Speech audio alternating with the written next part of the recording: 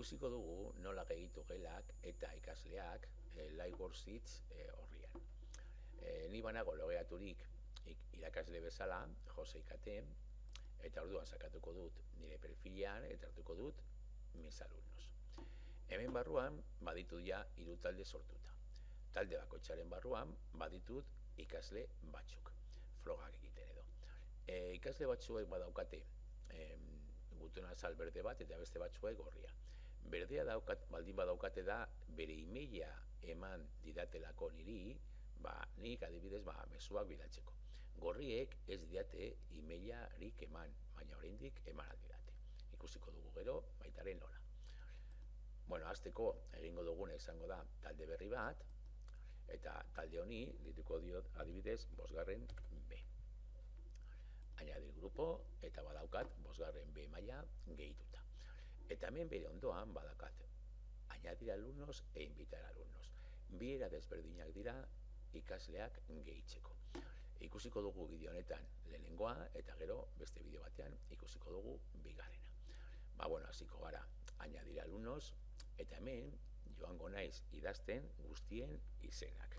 Adibidez, June Ormaetxea. Usuario erabiltzea jarri behar dut, eta hemen komeni da klabe bat sortzea, ondo gogoratzeko gelak, erabiltzaileak eta bar. Nik adibidez jarriko dut 5B gela hori delako, gero jarriko dut June izena, eta jarriko dut O abizenaren lehenengo letra. Eta pasaitza emango diot bat, bi. Joango naiz beste guztiak betetzen eta berdin. Noski gero, ikasle bakoitzari eman behar diot bere erabiltzailea eta bere pasaitza. Hemen bertan ja, asignatu bat dizkiot kuadernoak. 2 kuaderno ditut eta 2 asignatuko dizkiot Juneri.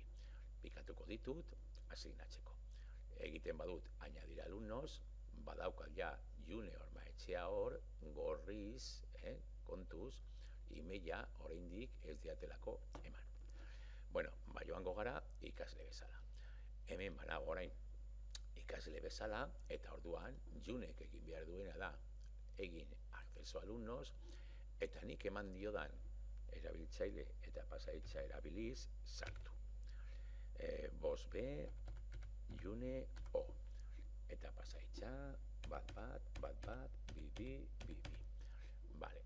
Nahi badu egingo du rekordarme ez eskatzeko berriro horri horretan, orain egingo dugu bakarrik entrar. Eta entrar sakatzen badut, kargatzen denean,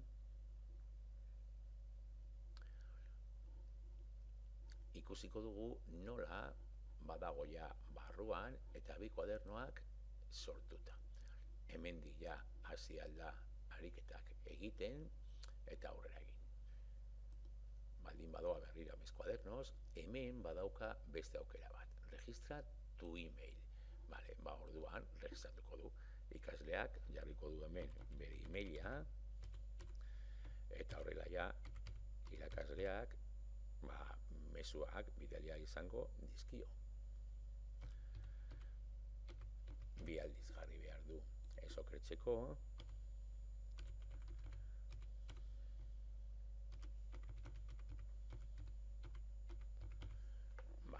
Eta guardar cambios. Tu nuevo email ha sido registrado. Por favor, comprueba tu correo electrónico para activar tu email y empezar a recibir notificaciones de tus profesores. Aceptar.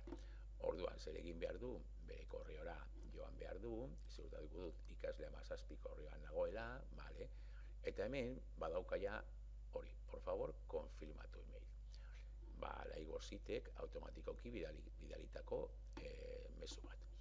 Orduan, por favor, acceda a través de este enlace, hemen dauka lotura zabaltzeko, eta tu email ha sido activado. Ahora empezarás a recibir notificaciones de tus profesores. Badago ja dana eginda, orduan joaten bada LiveWorksitera, hori izango ditu bere kuadernoak eta bere material guztia. Eta bueltatzen bagara irakasle moduan, hemen joango gara pizka bat atxera, ia onartzen duen edo aldatzen den, kargatzen den berriro horria, eta agretzen den ja normal edo berde gutura zala. Berde agertu behar da,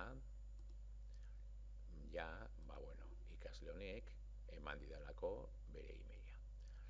Hau da, lehenengo era ikasleak gehitzeko. Gero, ikusiko dugu, berde dago ja, ikusiko dugu beste bideo batean nola egin bigarren aukerarekin. Invitar